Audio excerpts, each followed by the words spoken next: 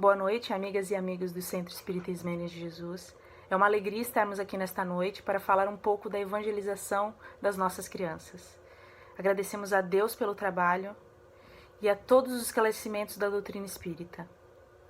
Eu gostaria de iniciar com uma reflexão. Como está o mundo de hoje?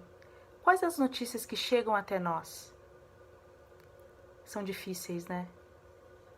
Se nós analisarmos todas essas notícias que passam no noticiário, nós conseguimos extrair um panorama da nossa sociedade, que reflete nas nossas crianças.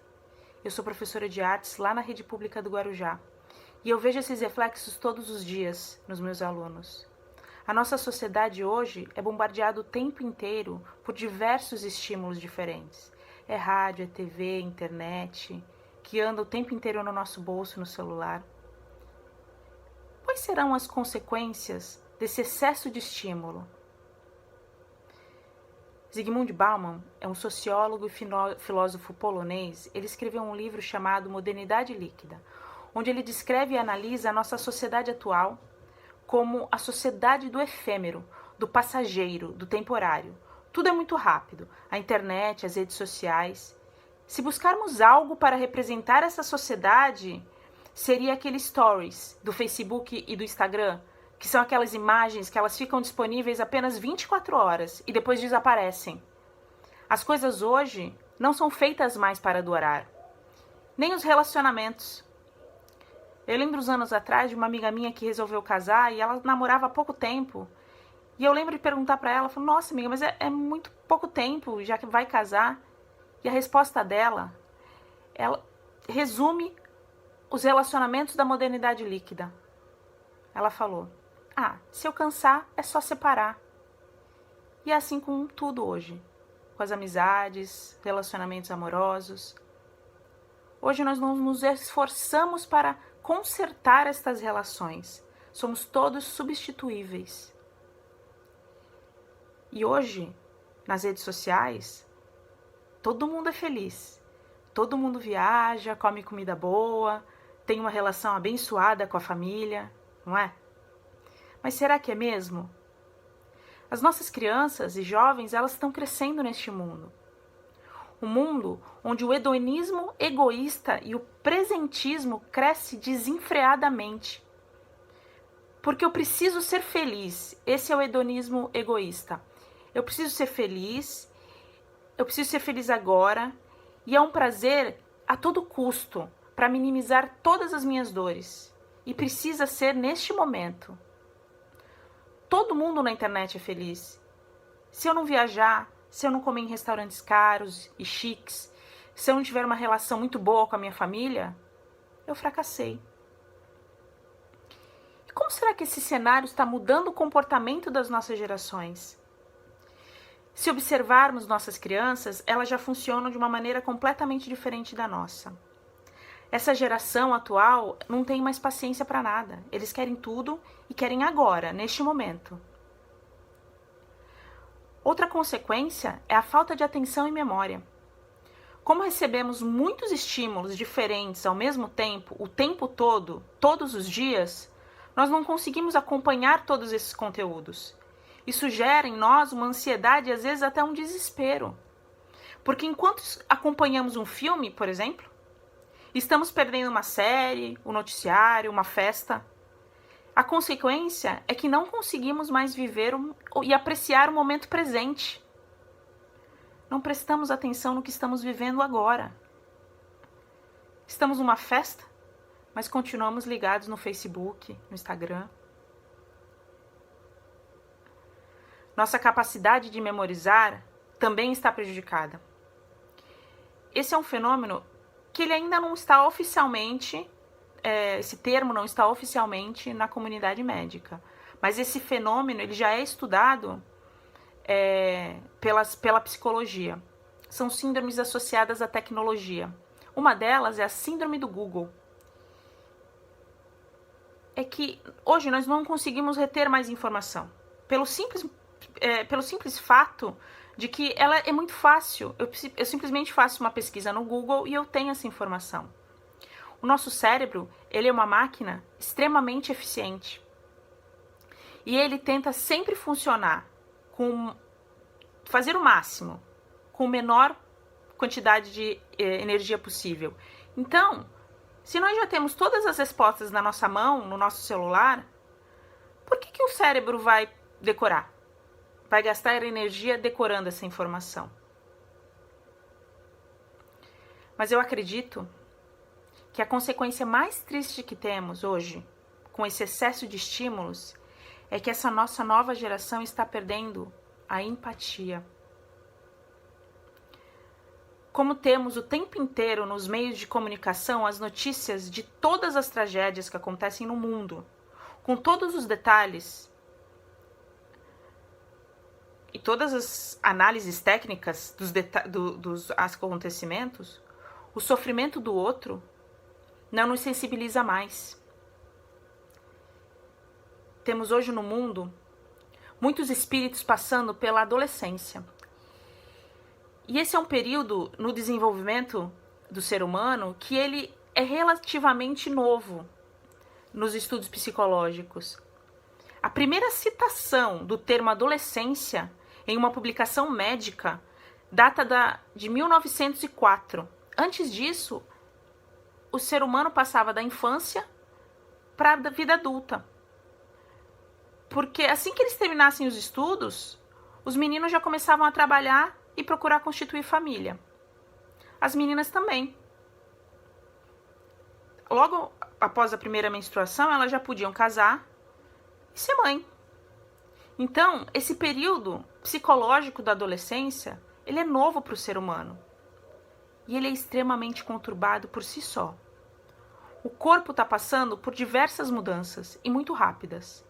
Todo o desenvolvimento psicológico também está se estruturando. Acrescenta-se a toda essa equação a cobrança da sociedade, dos pais, dos próprios adolescentes, além de todas as reminiscências espirituais que estão se aflorando. No meio de toda essa sopa de estímulos exteriores, cobranças, hormônios, redes sociais, tem um espírito que busca a elevação moral. Rossandro Klinge, em uma de suas palestras, ele cita uma pesquisa que foi feita em vários países. Os pesquisadores notaram que muitos jovens de universidades com 22 anos tinham uma propensão grande de se envolver com drogas e ter transtornos sexuais. Eles queriam entender quais eram os fatores que influenciavam o comportamento desses jovens.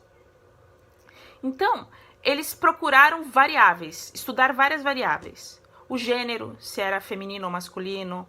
Eles investigaram também a orientação sexual, se eram heterossexuais ou homossexuais.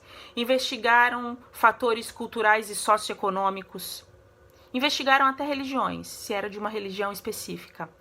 Mas eles não conseguiram chegar a conclusão nenhuma. Nenhum desses fatores era determinante para a mudança desse comportamento. Então, eles ampliaram o recorte da pesquisa e começaram a investigar a infância desses jovens. E eles ficaram chocados com o que eles encontraram. Porque a solução, o fator determinante do comportamento desses jovens tinha a ver com uma religião. A pesquisa chegou à conclusão que os jovens que tinham a menor propensão de se envolver com drogas ou de ter algum comportamento sexual desviante eram aqueles que durante a infância frequentaram a religião dos pais. E não importava qual religião, se era cristã, judaica, muçulmana, hindu ou budista, mas eles frequentaram alguma religião no período da infância. No Livro dos Espíritos, na questão 383, tem uma explicação para isso. Kardec pergunta qual é a utilidade para o espírito do período da infância. E os espíritos respondem: encarnado com o objetivo de se aperfeiçoar, o espírito durante este período é mais acessível às impressões que recebe, capazes de lhe auxiliarem o adiantamento, para o que devem contribuir os incumbidos a educá-los. Ou seja, a infância é o período de tempo acessível para a impressão de valores.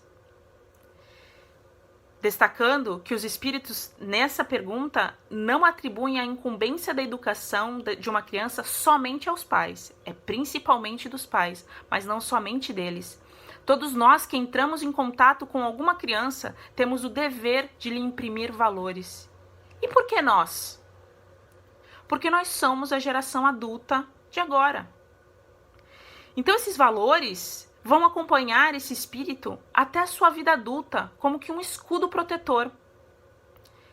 Emmanuel reforça essa afirmação quando fala no Consolador que o período infantil é o mais sério e mais propício à assimilação dos princípios educativos.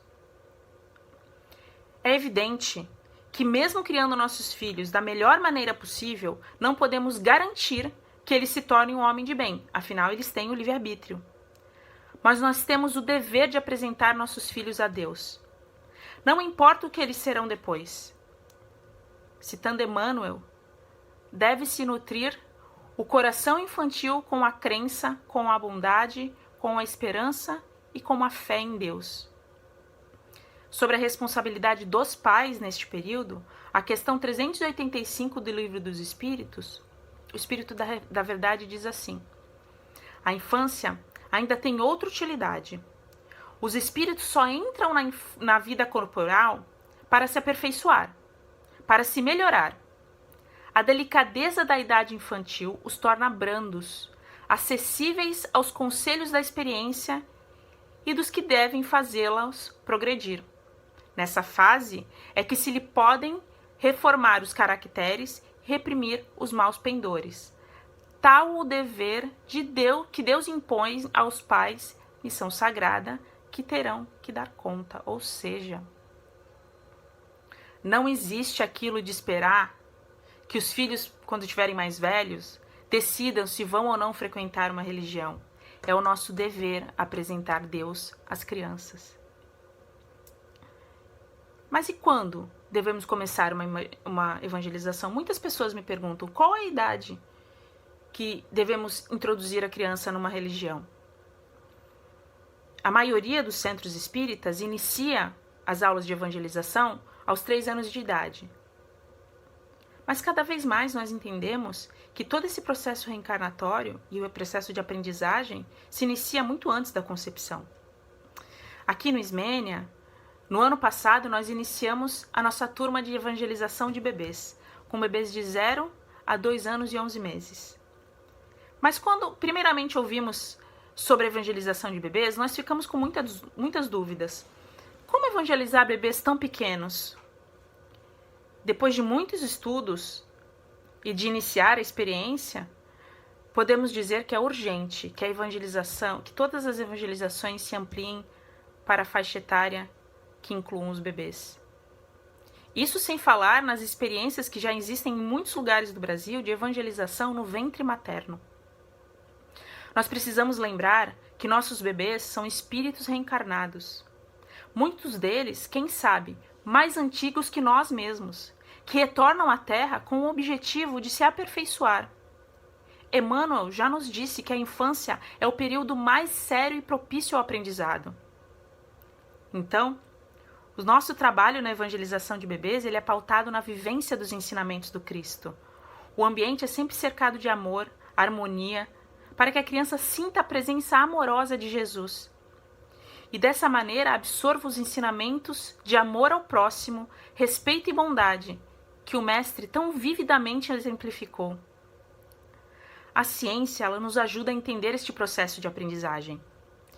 De acordo com estudos científicos, no nascimento contamos com uma centena de bilhões de neurônios, que são as células que compõem o nosso cérebro, e que são capazes de estabelecer conexões entre elas numa velocidade impressionante.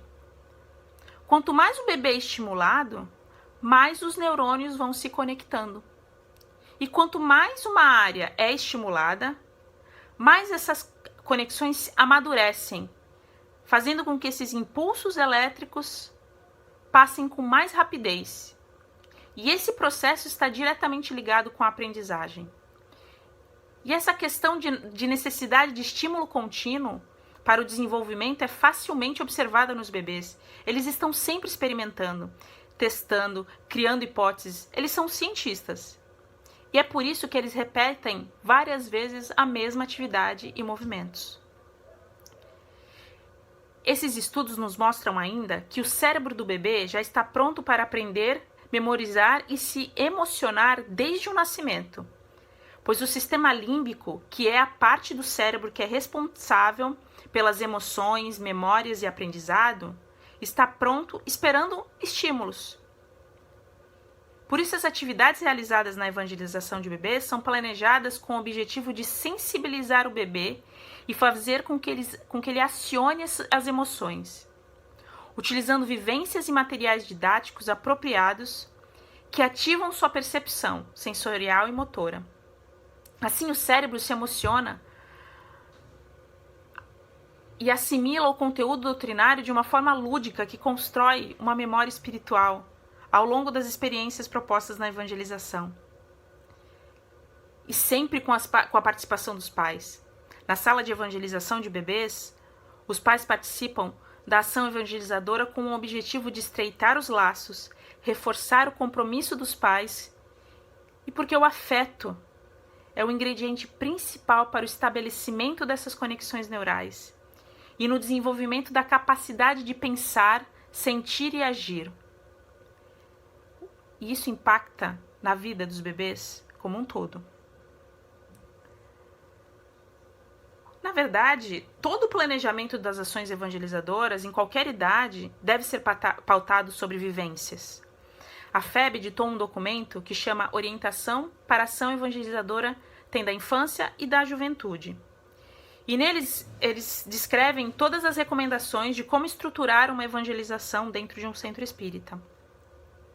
Mas especificamente sobre a ação evangelizadora, que é esse tempo que nós estamos evangelizando as crianças, o documento diz assim: a ação evangelizadora objetiva a ressonância dos ensinamentos espíritas nas mentes, corações e mãos das crianças, fortalecendo-os para o percurso reencarnatório, ou seja, pensar, sentir, agir.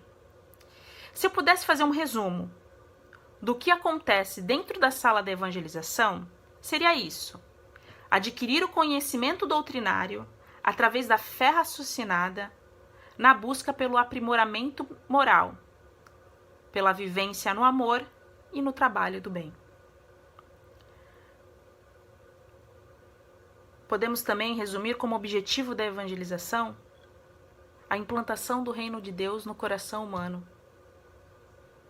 Isso nada mais é do que a missão do próprio Cristo quando reencarnou aqui na Terra. Ele não procurou exércitos, ele não procurou políticos para ajudá-los nessa tarefa. Ele formou uma equipe de evangelizadores. Sim, os 12 apóstolos do Cristo foram os primeiros evangelizadores do planeta. Allan Kardec, diante de tudo que via no mundo, já lá na época dele, na última questão do Livro dos Espíritos, ele perguntou: poderá jamais implantar-se na Terra o reinado do bem? E os Espíritos responderam: o bem reinará na Terra quando, entre os espíritos que se vêm habitar, os bons predominarem, porque então farão que aí reinem o amor e a justiça, fonte do bem e da felicidade. Por meio do progresso moral e praticando as leis de Deus, é que o homem atrairá para a terra os bons espíritos, e dela afastará os maus. Estes, porém, não a deixarão, senão quando daí estejam banidos o orgulho e o egoísmo. Mas como banir o orgulho e o egoísmo?